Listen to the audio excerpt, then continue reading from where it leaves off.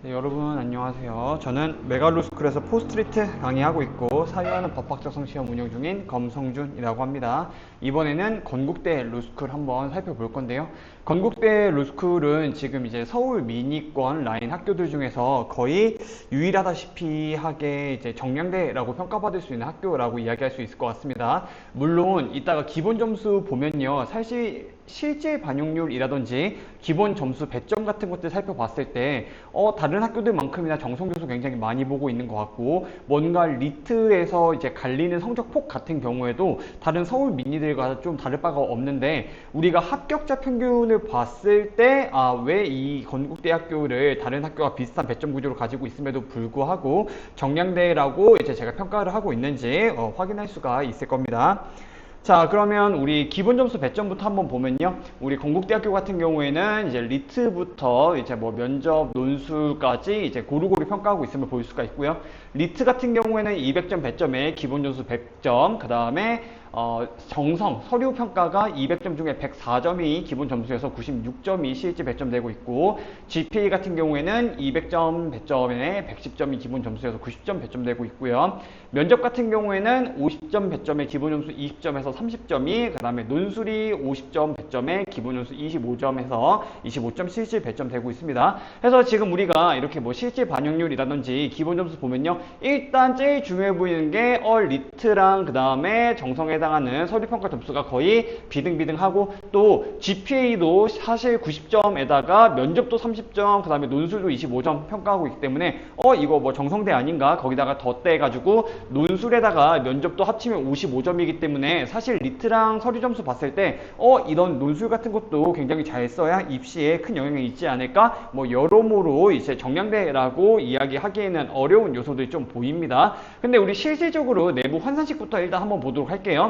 우리 이 리트 200점에서 기본 점수 100점이긴 한데요, 뭐 환산 점수가 언어 점수에서 마이너스 45 해가지고 1.45 곱하고, 추리에서 마이너스 60 해서 1.5 곱한 다음에 125점을 더해주는 식으로 환산 점수를 계산하고 있습니다. 그렇게 따졌을 때 리트 110점 같은 경우에는 131.8점이 나오고요, 130점 같은 경우에는 161.8점이 나오죠. 그러면 지금 우리 리트 표준 점수 20점 사이에서 리트 점수에 해당된 이 실제 100점 중에 30점 정도가 왔다 갔다 한다고 볼 수가 있을 것 같습니다. 근데 되게 재밌는 게, 그렇다고 따지면요, 우리가 사실 리트 110점 미만으로 건국대학교 로스쿨 지원한 친구들 없기 때문에 실질적인 기본 점수는 100점이 아니고 사실상 뭐 131점, 132점까지도 볼 수가 있어요. 그러면 대체로 건국대학교 로스쿨 지원하는 리트 130점 친구들과 비교를 해봤을 때 여기서의 폭이 30점 정도밖에 벌어지지 않기 때문에 그러면 이 정도의 30점은 서류 심사라든지 또는 면접이라든지 논술에서 충분히 뒤집을 수 있지 않아? 라고 생각할 수가 있고, 실제로 우리가 이 정보들만 가지고 이론상으로 따져봤을 땐 그게 맞아 보인다 라는 지점을 먼저 이야기할 건데 뒤에 가서 뒤집을 겁니다.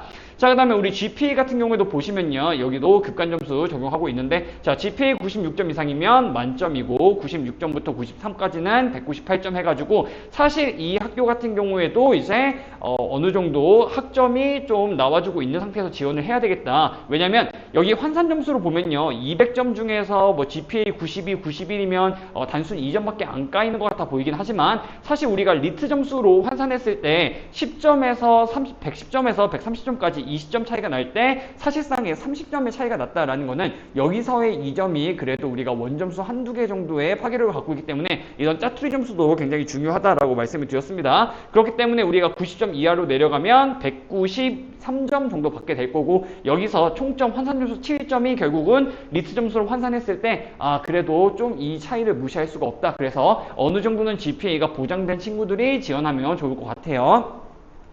자, 우리 계속 이어서 보시면요, 실질적으로 우리가 합격자 평균을 봤을 때 합격자 구간이 리트 127.4부터 134.4까지 열려 있었기 때문에 실제로 리트 점수만으로 열린 폭은 10.5점밖에 안 된다라고 보시면 될 것 같습니다. 그래서 바로 이어서 다음 페이지에 볼 건데, 우리가 이제 여기서 의아한 게 있죠. 뭐냐면 리트 점수만으로 우리가 10점의 폭이 열려 있는 거라고 한다면, 우리 아까 서류에서는 몇 점이었어요? 96점이 열려 있었고, 그 다음에 면접에서는 30점, 논술에서 25점이니까 내가 127이 아니고 120점, 110점을 맞는다고 하더라도 정말 남들보다 어떠한 특이정성들 많이 둘둘 감고 있고 자기소개서 잘 썼고 면접도 거의 완벽하게 모든 논리 다 평가해 가면서 이제 잘 대답을 했고 논술조차 잘 썼다. 그러면 충분히 우리가 이론상으로는 리트 100점도 60점을 뒤집고 들어올 수 있는 구조이긴 한데 합격자 구간 같은 것들 보면은 실제로는 그렇지가 않다라는 게 건국대학교 이 정보에서 여러분들이 가장 유의하셔야 될 부분인 것 같습니다. 그래서 우리 실제 합격자의 통계를 보면요. 우리 1단계 합격은 제가 아까 이론상 이야기했던 대로 1차에서 111점도 붙었어요. 그쵸? 제가 이야기했죠? 111점부터 130점까지는 우리가 리트 점수에서 30점 정도가 열려있긴 한데 서류 배점이라든지 뭐 논술 배점, 그 다음에 면접은 아직이니까 이런 배점들 생각해봤을 때 이제 뭐 111점뿐만 아니고 더 낮은 점수들도 충분히 최종 합격까지도 갈 수 있는 이론상의 어떤 정보는 열려있다라는 거죠. 근데 우리 최종 합격을 보니까요. 어때요? 아래 꼬리가요. 싹 사라졌어요. 그쵸? 딱 이 정도만. 그래서 우리 아래 꼬리가 127.4에서 형성되고 있고요. 또 리트 평균 같은 경우에도 129에서 131.8로 올랐다. 그쵸? 자, 그럼 이제 우리가 여기서 두 가지 해석이 가능하다라고 말씀을 드렸는데 이렇게 아래 꼬리가 최종으로 왔을 때 급격하게 짧아지는 케이스를 가지고 뭐라고 이야기를 했었냐면요. 대체로 고정량을 받았던 1차 합격자 친구들이 정성에서도 빈틈없이 준비를 해가지고 이 아래 꼬리에 있던 친구들도 정성을 나름 열심히 준비했지만 결국은 이 위에 있는 친구들이 방어를 잘했기 때문에 뚫고 올라오지 못했다라는 평가도 가능하겠고 또 두 번째로는 이 아래 꼬리 어떻게 치고 올라오긴 했는데 1차까지 붙었는데 이 친구들이 뭐 면접에서 실수를 했다든가 아니면 서류에서 실수를 했다든가 정성에서 제대로 뒤집지 못해가지고 아래 꼬리가 쭉 올라왔다라고도 평가가 가능하겠죠. 근데 이제 우리 건대 로스쿨 같은 경우에는 이제 이런 해석보다는 조금 더 주요한 해석이 하나가 있습니다. 뭐냐면 우리가 아무리 그 두 가지 해석을 전제한다고 하더라도 아래 꼬리가 이렇게 급격하게 짧아지지는 않고요. 또 보시면요. 이 아래 꼬리가 생각보다 그렇게까지 많이 길진 않았어요. 왜냐면 우리가 이 노란 색깔 영역을 이제 하위 90%에서 상위 10%까지 이제 대부분의 합격자들이 있는 구간이라고 말씀을 드렸는데 그러면 사실 이 111.7부터요. 118, 119까지도 한 하위 10% 정도? 그러니까 어느 정도의 완충지대가 있었다라는 거겠죠. 근데 이 완충지대뿐만 아니고요. 이 하위 90%부터 어느 정도까지 완충지대를 더 넘어서 실질적인 1차에서 대다수 있었던 합격생들의 구간들이 최종 합격으로 오면서 대거 잘려 나갔다라는 겁니다. 그 말은 뭐냐? 건국대학교 같은 경우에는 정성 점수가 굉장히 많이 열려있기는 한데 이 정성 점수에도 나름의 학교에서 뭐 생각하고 있는 어떠한 기본 점수가 내부적으로 따로 배점이 되고 있다라든지 또는 뭔가 논술이라든지 뭔가 아니면 면접이라든지 뭔가 다른 주요한 제3의 요인이 영향을 미쳤다라는 거겠죠. 근데 그 제3의 요인들을 가정한다고 하더라도 그들은 결국은 정량 점수와 관련이 없는 요인들이기 때문에 우리가 이 결과만 봤을 때 바로 직관적으로 떠오르는 하나의 이유는 뭐 어쨌거나 우리가 정량 점수가 정성 점수에 한 번 더 2차적으로 반영이 됐다던가 또는 정성 점수가 실제로는 뭔가 98점, 96점 이렇게 열려있는 것 같아 보였지만 학교에서 공개하지 않은 정보 뭐 이런 것들로 이 안에서 사실 내부 점수가 뭐 70점이 주어지고 있고 실질적인 정성 점수는 뭐 20점의 폭에서 왔다 갔다 한다와 같은 뭐 상상 주관적인 해석을 덧드리게 된다고 한다면 이런 식으로 정량을 기준으로 위에서부터 자르는 식의 입시 결과가 나온다라고 저는 생각할 수가 있을 것 같습니다. 그래서 이제 최종적으로 하고 싶은 말은 뭐냐면요. 뭔가 우리가 기본 정보, 그 다음에 앞에서 봤던 요강 같은 것들 보면 뭐 정성도 굉장히 많이 보는 것 같고 리트만큼이나 많이 보는 것 같고 또 실질적인 폭이 리트 점수보다 서류 점수가 한 3배 정도 더 많이 열려있는 데다가 또 리트 점수의 실질적인 폭이 면접 점수 또는 논술 점수와 비등해 보였지만 결과적으로 뽑힌 사람은 어땠다라는 거예요? 리트 성적순을 거의 줄 세우다시피 해가지고 뽑혔다라는 결과를 확인할 수가 있다라는 겁니다. 그래서 우리 GPA 같은 경우에도 보시면요. 1단계 합격에서는 아래 꼬리가 92.9까지 내려갔었는데 사실 이 92.9부터 95까지 나는 차이 뭐 2점, 4점밖에 안 된다라고 말씀을 드렸죠. 근데 최종 합격자들 보니까 어때요? GPA 96선에서 딱 끊겼다라는 걸 확인할 수가 있습니다. 한마디로 정성을 많이 본다라고 뭔가 공식은 되어 있긴 한데 실제적인 결과는 다 정량으로 줄 세우게 한 것 같아 보인다라는 겁니다. 자, 그래서 한번 계속 보겠습니다. 자, 우리 출신 학부들 같은 경우에는요, 이제 스카이 친구들 굉장히 많고요. 또 자교생들 스카이에 비하면 적게 뽑기는 했지만 그래도 타교생들보다는 많이 뽑았다는 점을 확인할 수가 있습니다. 그래서 건대 같은 경우에는 자교생 우대가 다소 있기는 하지만은 스카이보다는 많지 않다라고 이야기할 수 있을 것 같고요. 이 약한 자교 우대가 조금 있는 것 같다. 그리고 또 이게 해석이 가능한 게 제가 이제 이전 학교들에서 말씀드렸다시피 이게 정성 점수 배점이 많으면 많을수록 그 다음에 학교가 정성되면 정성될수록 우리 학교 친구들을 좋게 봤을 때 자교생들을 뭔가 더 혜택을 줄 수 있는 이 점수 구간이란 그러니까 캄캄이 구간이 늘어날 수밖에 없어요. 근데 우리 아까 합격자 결과 봤을 때 결국은 뭔가 정량 순으로 줄 세우기에서 뽑은 것 같은 결과가 나타났죠. 그러면 그 말 그대로 어쨌거나 우리가 자교한테 아무리 혜택을 주고 싶다고 하더라도 정량 순으로 뽑을 수밖에 없기 때문에 또는 1차에서 이미 다 컷이 날 수밖에 없기 때문에 이제 내가 자교 혜택을 아무리 주고 싶고 뭔가 정성 점수를 더 쳐주고 싶다고 하더라도 합격자 수가 적은 듯한 이런 결과가 당연히 나올 수밖에 없다라는 거죠. 그 다음에 또 반대로 스카이 같은 경우에도 이 학교가 스카이를 선호했기 때문에 스카이가 많이 뽑혔다라기보다는 이제 뭔가 학벌과 뭐 지능과 리트 점수와의 어떠한 양의 상관관계가 굉장히 짙게 깔려있기 때문에 대체로 정량이 높았던 스카이 친구들이 그대로 1차 뚫고 최종까지 붙었다라고 해석하는 것이 안정적일 것 같고요. 마찬가지로 전공 계열도 있죠. 이공계 친구들 먼저 보면은 뭐 5명밖에 없긴 하지만 여기 법학도 한 명 뽑혔죠. 아마도 뭐 경찰대 친구일 겁니다. 이런 식으로 전공 또한 사실 정량 앞에서 큰 의미가 없었을 겁니다. 다만 정량이 높았던 이공계 친구들이 건국대학교에 지원하지 않았던 것으로 저는 개인적으로 해석할 수가 있겠다라고 생각이 든다. 해서 이제 뭐 학부를 봐도 전공을 봐도 뭔가 치우쳐짐이 있기는 하지만 어쨌거나 결과가 정량 줄 세우기 순으로 뽑았다라는 거를 고려해 봤을 때 우리가 이걸 가지고 스카이만 선호하는구나, 뭐 자교를 선호하지 않는구나, 또는 이공계를 배척하는구나 라고 해석을 하기에는 다소 어렵다라고 생각이 됩니다. 자, 계속 이어서 보면요. 그래서 우리가 뭐 점수 몇 가지 한번 살펴보면은 우리 111.7 아까 뭐였죠?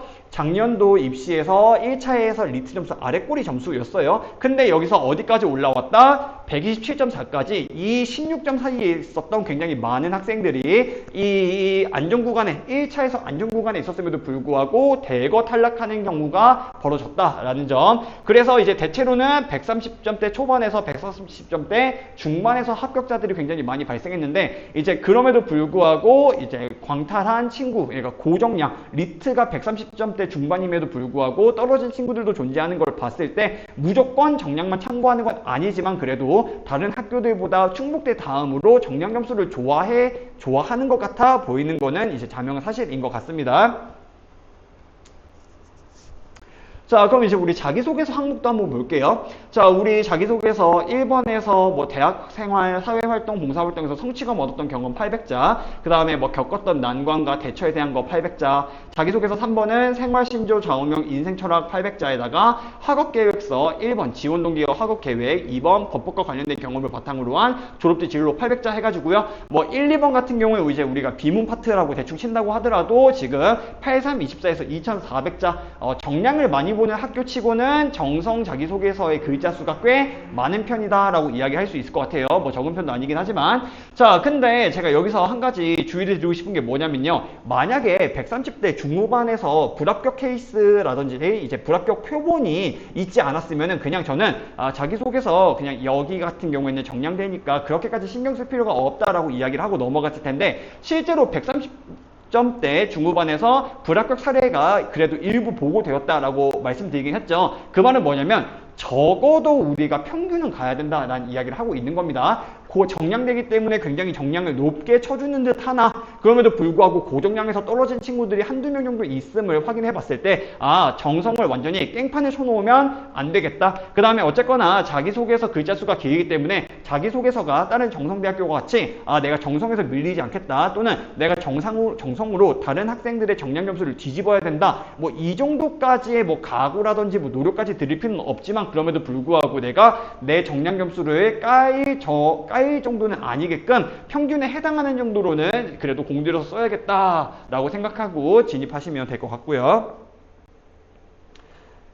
그 다음에 이제 계속 보시면은, 자, 여기서는 이제 볼 거 하나밖에 없어요. 리트 137로 탈락한 사례가 실제로 이제 성적표랑 같이 올라왔었죠. 리트 137 말고도 134에서도 138에서도 떨어진 케이스들을 확인되기 때문에 아무리 정량대라고 하더라도 제가 계속 이야기하죠. 요새는 이제 뭐 정말 제주 1차랑 충북대학교 로스쿨 말고는 대부분 정량과 정성을 동시에 많이 보는 거고, 또 그 중에서도 정량을 조금 더 값을 많이 쳐주냐, 정성을 값을 많이 쳐주냐의 차이이기 때문에 우리가 어느 한쪽만 집중해서는 떨어지기 딱 좋다, 의문사 당하기 딱 좋다. 그리고 또 그나마 이런 정량대학교는 우리한테 유리한 점이 있다라고 한다면 정성도 물론 중요하긴 하지만 대부분은 정량을 가지고 많이 합격하는 케이스이기 때문에 모의 지원에서의 이 배수에 해당하는 배수 정보는요, 정량대에서 특히 참고할 만한 가치가 도드라진다라고 보시면 될 것 같습니다.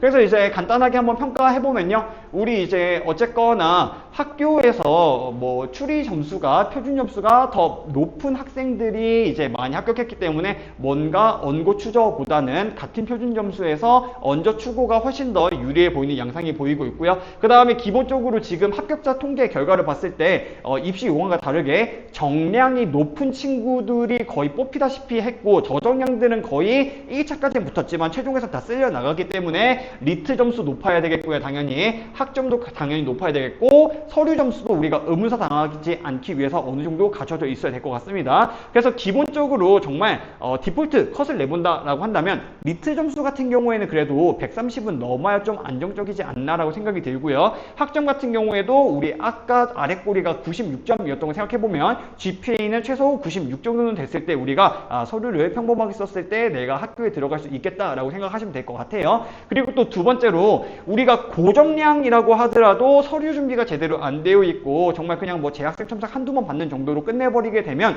고정량으로도 의문사 당할 수 있다는 거 우리가 확인했고요. 대신에 이게 그 역은 성립하지 않는 것 같습니다. 예컨대 정량을 좀 많이 보는 것 같은 양상을 보이고 있잖아요. 내가 부족한 정량을 정성으로 뒤집겠다라는 생각을 가지고 정량을 많이 보는 학교에 지원하는 거는 그러니까 역은 저는 성립하기 어렵다라고 개인적으로 생각을 하고 있습니다. 자, 그러면 이제 우리 여기에 지원하면 조금 불리한 친구들 누구? GPA 96 이하인 사람, 그쵸? 그 다음에 또 서류 준비 하나도 안 하고 단순히 고정량인 친구들도 지원하기 조금 어려울 것 같습니다. 또 저정량인 친구들 또는 정량에 뭐 하나라도 빵꾸 나 있는 친구들은 아무래도 지원하기가 어렵겠다라고 생각이 들고요. 또 이제 마지막으로 이거 하나만 더 이야기를 하고 마무리하도록 하겠습니다. 우리 아까 요강 볼 때 논술 점수도 분명 배점이 되어 있는 걸 확인했고요. 면접 점수도 배점이 되어 있는 걸 확인을 했어요. 면접 점수 같은 경우에는 우리가 당연히 어느 정도 이것 또한 정량되니까 평균 정도는 준비해야 된다라고 생각을 하는데, 이 논술과 같은 경우에는 딱히 요새 입시에 이게 완전 내가 논술을 개발세발 써놓지 않은 이상 크게 걱정할 필요가 없다라고 생각을 합니다. 옛날 과거 시험도 아니고 저는